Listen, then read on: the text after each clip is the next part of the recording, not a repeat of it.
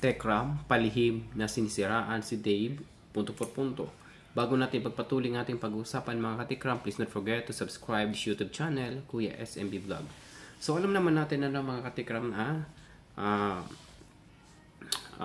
sa kwento ni Tatay Tekram regarding po sa nangyaring issue nila Dave, na may ginawa si Tatay Tekram ngayon na binisita si Martin, na doon nahalungkat lahat-lahat yung mga hindi karaniwang gawain ng tao na nagbago sa pang-ugali ni Dave, punto por punto. Kaya maraming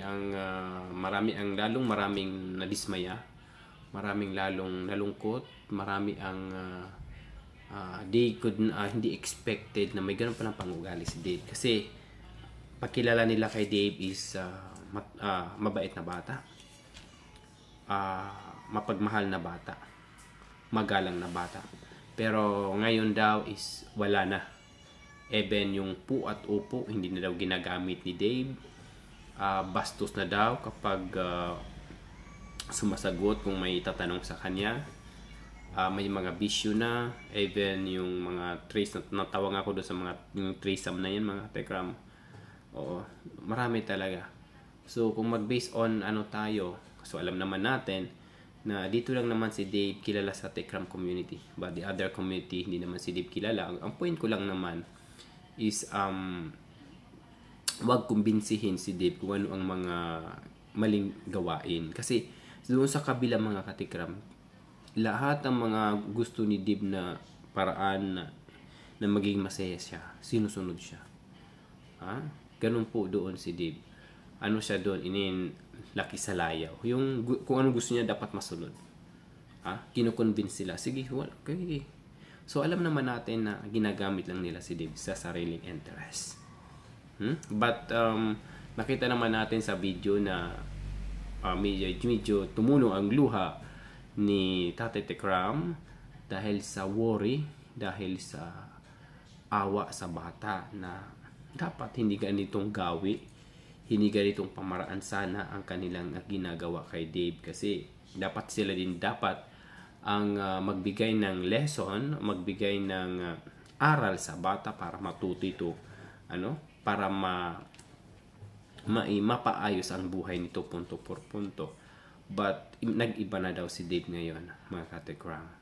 So doon yung luha na yon, ang tumulong luha kay Tatay Tekram, yun ay ang luhang nanghihinayang, na luhang naaawa sa bata, na hindi naman hawak ni Tatay Tek.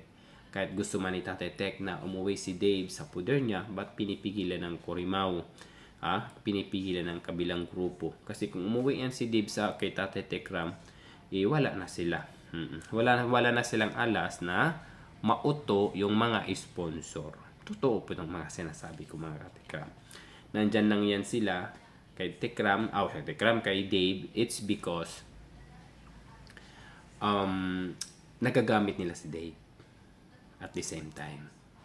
Okay, una-una, parang si Dave yung nagiging toss ng kanilang content, at si Dave din ang naging dahilan na way din na makahingi sila ng sponsors ng financially. Kagaya kay Ursula na di September pa lang nanghingi na ng Christmas bonus. Nanghihingi na ng Christmas bonus si Ursula.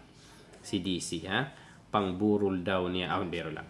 Pang aywan ko kung anong gagawin. Siguro, kung makaipon, ibabang ko muna. Siyempre, papautang muna. Di ba mga diskarte, mga ganun.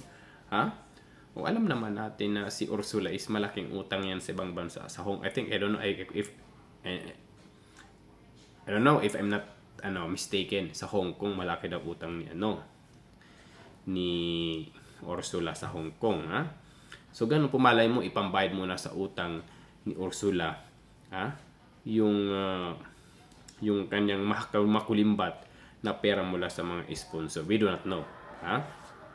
Ganun lang naman yung kay Kuya SMB mga katekram, na dapat na sila mismo sana ang magturo kay Dave ng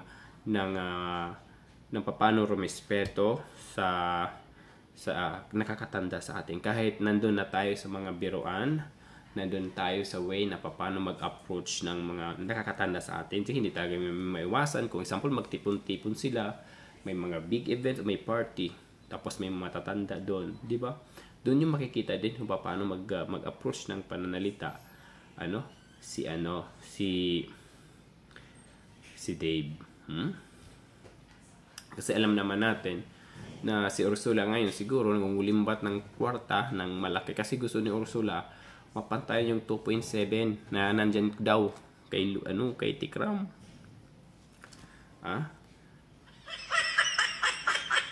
Yun po ang gustong ibig sabihin ni Ursula. Or else ibabayad muna sa utang niya sa Hong Kong. Kung sa Hong Kong ba yun, ha? Ganun lang po din, ha? Mga ka-idol, na grabe. Regarding din naman po kung laos na ba talaga si Dave punto por punto. Sa mga nakakilala kay Dave, alam na naman natin na si Dave minahal ng karamihan ng mga Tekram community. Minahal si Dave dahil sa pagmamahal kay Tekram. Minahal si Dave, it's because kay Tata Tekram. Hindi dumayre kay Dave. Pero yung iba, yung medyo huge, huge ba? Medyo makitid yung pangiisip na dala nila sa mga sponsor. So dyan si Ursula din ang nagpasimuno niyan, mga katekram. Oo. Kaya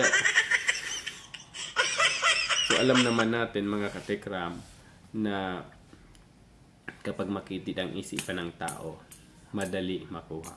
Parang nanliligaw lang, nakuray, parang nanliligaw lang ba? Example, si Nakuray, ligawan siya ni Rolly. Halimbawa lang naman to, mga katekram. Halimbawa lang naman, mga seryoso. Mga seryoso, may stress tayo dyan. Example, liligawan ni Rolly si Nakuray. Tapos si Nakuray, single.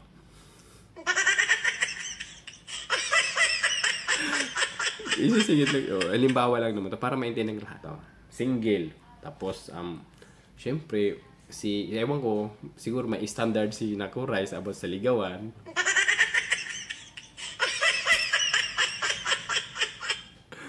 May standard siguro, sa halimbawa lang. Siyempre, diligawan siya ni Rolly.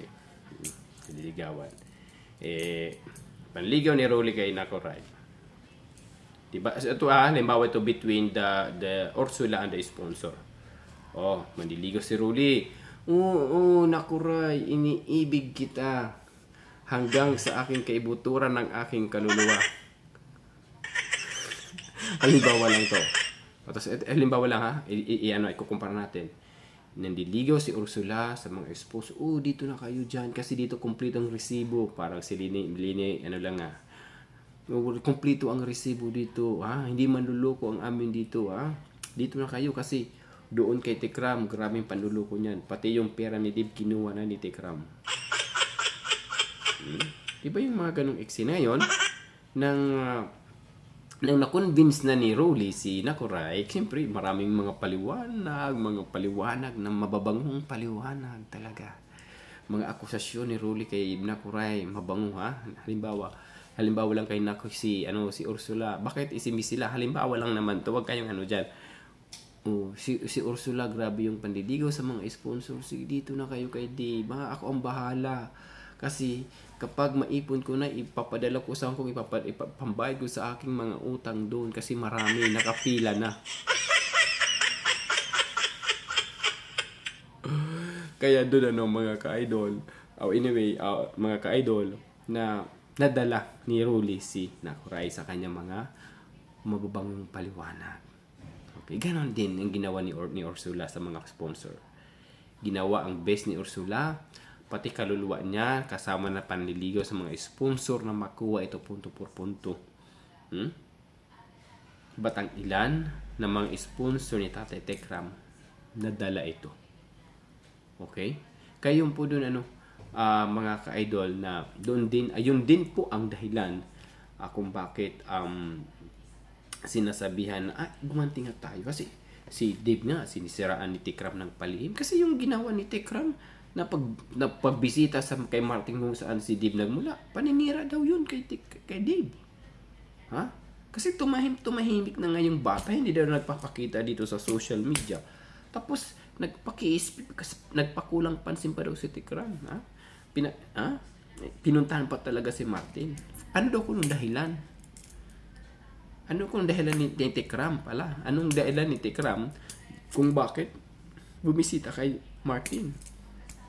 Papansin na masira si Dave through sa mga kasagutan ni Martin. Ganun po ang kanilang pag-iintindi. So alam naman natin mga Tikram na yung mindset, yung isipan natin ni Tatay Dave o ni Tatay Tikram is hindi po ganun.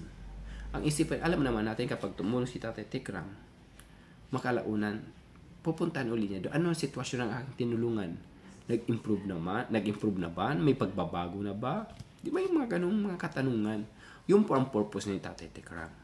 Hindi yung way na paninda. Kasi walang magulang na kayang siraan ng anak.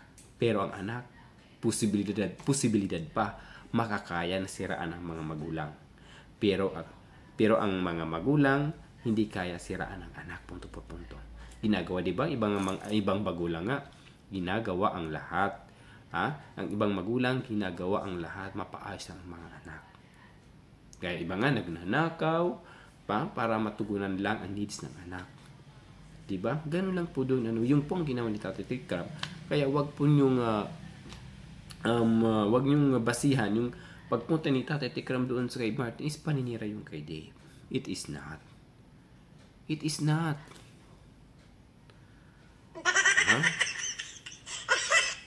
Regarding naman doon sa sa aking example kay Rolly at kay Nakure. Halimbawa lang naman yun kasi both of them naman are single. Single si Nakure, single si Rolly. It's no problem. Bahala na rin sa kanila. Buhay nila yun. Wala akong pakialam doon. Sinisingit ko lang anyway. At least, both of them are my friends. So, ang point ko lang naman, sana. Ako kasi, kapag ako naman, sample, may sasabihin ka sa akin na masaktan ako. But, after that, isipin ko, tama ba yung ginawa ko? May ginawa ba akong mali sa aking sinasabi? Pag-isipan ko yan. Kapag malaman ko na, may mistake, behave na ako. May mali pala, mas better, behave na ako. So, ganun po dun. Pero yung iba naman na kapag sample, may sasabihin, sample, halimbawa naman, si Noy PH, may sinabi kay Nakuray, tapos hindi nasabi ni Nakuray, may sinabi si Noy PH kay Nakuray, tapos hindi magustuhan ni Nakuray. Halimbawa lang to yung ganun. Yung mga ganun way naman, mga ka-Tekram, isisingit lang natin to, is, wag na idalhin dito sa social media. Sana, lesson na po natin yung nangyari kay Ma'am Shimari. But we forgot it. It was done, Lesson na po natin yun, Wag nang ulit-ulitin pa. Dito, may kalaban tayo dito na dapat natin pagbantayan, Ayun lang naman doon Wag nang wag mo nang wag mo nang awayin yung nasaktan ka man sa kanila. Kung may sinabi man si Noy or Rolly regarding sa iyo na noon during the war of Ma'am Shi and kung sino man yung vlogger, wag na. Kung nakalimutan ni Ma'am Shimari yung nakarang issue, nakalimutan mo na rin. Okay? Kung hindi ka talaga makatulog, mas better. Ma'am Shi, may kontak kay Rolly. I want to talk to him. Gusto kong kausapin siya regarding sa aking nabalitaang issue tungkol sa akin. Sa pandiligaw, it's just pala ka lang. Yung issue na hindi ko naman ginawa. Diba? Yung ganong eksena, wag nang idaan dito sa social media. Kasi ang point ko lang naman ni Kuya SMB is hindi naman kasali yung mga viewers, mga community ni Tekram, yung misunderstanding ninyong dalawa. Alright? Oo. At least yung nangyari kay Ma'am Shimari, of course, sa mga vlogger, it is lesson na po yun. Aral na po yun sa ating mga vloggers. Nagkaroon ko nga, may mas better nga na ang aking point lang naman, isisigit lang natin to, na magkaroon ng bylaws ang lahat ng vlog under Tekram or rules and regulation para at least alam natin kung saan tayo yung boundary. Tama ba ako? Yung boundary natin. Yun lang naman. Well, we go back our content. Ganun lang po doon ng mga ka-Tekram, mga ka-idol na lahat ng mga binibitawang salita ng ating ni ni Martin is ginawa nila ng masamang kahulugan. Ang purpose lang naman ni Martin, mga ka-idol, is even si Martin na tumulo ang luha na sana naman huwag pabayaan, huwag hayaan na itolerate nila yung kagustuhan ng bata na alam naman nila na mali para sa reputasyon ng bata, kapakanan ng bata, pagkatao ng bata. Yun lang naman ang gusto ang ibig sabihin ni Martin na huwag naman ganung way. Huwag naman kasi nandito si ano sa amin, si Dave, with marespeto yan eh. Ginagawa namin na mapanindigan yung maturuan yung bata ng paano irespeto sa kanyang kapwa, lalo sa mga matatanda. But now, alam naman natin na medyo nagbago na si Dave. Okay lang. Isipan ng kalaban. Okay lang yan. Okay lang yan si Dave. Kahit magwalwa dyan sa mga alak, magdala ng maraming babae dyan. 10 babae, wala akong pakialam. Importante. Dito ka lang sa amin ha. Kasi alam niyo bakit na hindi nila na sinusunod nila ang kagustuhan ni Dave? It's because kapag suwayin nila si Dave, baka umalis si Dave sa kanila, wala na silang susi. Wala na silang armas na pag-suportahan pa sila ng mga sponsor ni Dave. Totoo, di ba? Comment section below. Below mo talaga, Bisaya man good ko. Ganun po dun mga katekram. Na wala nang maniniwala sa kanila, wala nang manunod sa kanila in case si Dave bumalik na sa kanyang tatay katekram. I wish na sana na may panahon din na wag nang pairalin ni Dave ang kanyang pride bilang siya. Kasi si Tatay Tek wala nang problema yan eh. Kung inaantay lang naman niya yung pumunta yung bata humingi ng tawad. Ganun lang naman. Okay? But di sa kabila kasi may problema eh. Ayun nila. Kahit nga yung settlement, yung settlement na dapat maayos, ayun nila. Dapat kung may settlement kasama kami, may video. Actually kung mag-base on tayo, lawyer to lawyer, hindi na kailangan siguro ng ng true vlogging, even to camera. Kasi dumaan na tayo nga eh sa legal na proseso, di ba? Legal na proseso, attorney or sa barangay naman, kailangan naman din sa barangay may ayos, settlement, tapos witness. Ayan, witness ng mga barangay official. Kung may witness, katibayan, halimbawa ako ang sekretary ng barangay, katibayan na si Rolly, Noy, and Nakuray ay nagkaayos na. Patunay na nagkaayos na. Tapos di baba may witness. SMB witness. Si Ma'am Shimari witness. Si BPM witness. May ganun, may mga sign of signature yan. Also, pinakahababa na andun yung barangay captain. Yun ang settlement. Oo. Ganun po. While yung lawyer naman, so, siyempre, may dadaan talaga yan sa mga legal na proseso. Ang alam ko sa lahat talaga, first step na gagawin na maging maayos ang lahat sa barangay official talaga. Sa barangay, dadaan lahat sa barangay. And then barangay, kung child abuse, the barangay, the SWD, and then the SWD to PNP. Yun ang alam ko, yung proseso. Okay? Tapos, may dala na sila kanyang lawyer. Pwede sila magkaayos sa PNP, magagawa doon ng agreement na magkaayos na sila. Pwede din na hindi matuloy ang kaso. Diba? Pwede rin sa barangay. Kung sa barangay, kung maging okay sa barangay na hindi na aakit yung case sa DSWD or with the PNP, it's better. Mas maganda. Pero kung wala talaga, umiirap lagi yung privacy sa alasi kasuhan. Punta na kayo, pirahan na. Siyempre, every hearing, pira yun ng abogado. Di ba? Pira yun ni Kuya SMB. Bakit SMB? Abogado ka bang? Halimbawa lang naman. Ganun lang din naman. O ganun po yun. So, ganun po. But ang formula mga bigo back our content, na ang ginawa ni Martin is na hindi wala siyang pinatamaan doon. Gusto lang niya matuto si Dave ng maayos hanggat nasa puder pa nila si Dave. Kasi lalaki yung bata na salipungog itulo kung hawaray, salipungog, ano po salipungog Tagalog, yung hindi mo matuturuan ng lesson. Hindi mo matuturuan ng lesson.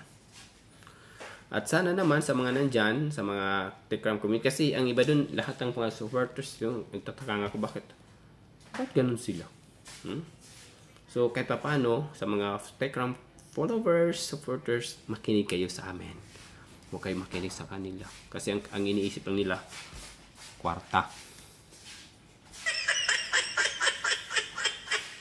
Ang iniisip lang doon nila doon mga Tekram, kwarta. But kami, ang iniisip namin is stress lang.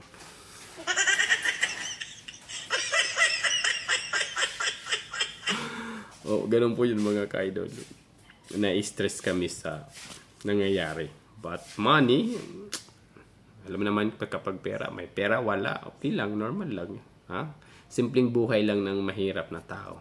Yun lang naman. Pero ang iba, kasi milyonis ang nila content nila So, buhay nila yun na yan. Importante, huwag kayo maniniwala sa mga paliwanag nila. Kasi, ikot-ikutin lang kayo ng mga paliwanag para maligaw kayo at mapakuha ka nila. Para manaig ang kanilang self-interest. Ganun po yun, Yun ang ugali ni Ursula. Si Ursula, nanghumalimbat ng mga pera sa mga sponsor pambayad ng utang sa Hong Kong. Tapos, si BC, si Brother Jose, hindi makatulog sa 2.7, siguro bibili ng maraming kalabaw. Bibili siguro ng maraming kalabaw. Tsaka si Ursula din, bibili siguro maraming sandok. Anyway, sisingit ko sana dito mga katekram. May video kasi ako doon. May video kasi ako na ginagaya ko si Ursula. But even ako natatawa ko sa sarili ko. Kakaya naman ko i-upload ko dito. Wag na lang. Ako na lang. Siguro ako lang makakalam doon. Anyway, ganun po ang ating content. Wag kayo. Yung ating hindi po yung totoo na si Tekram sinisiraan si Dave ng palihim. Okay? Alam naman natin na charity vlogger si Tekram.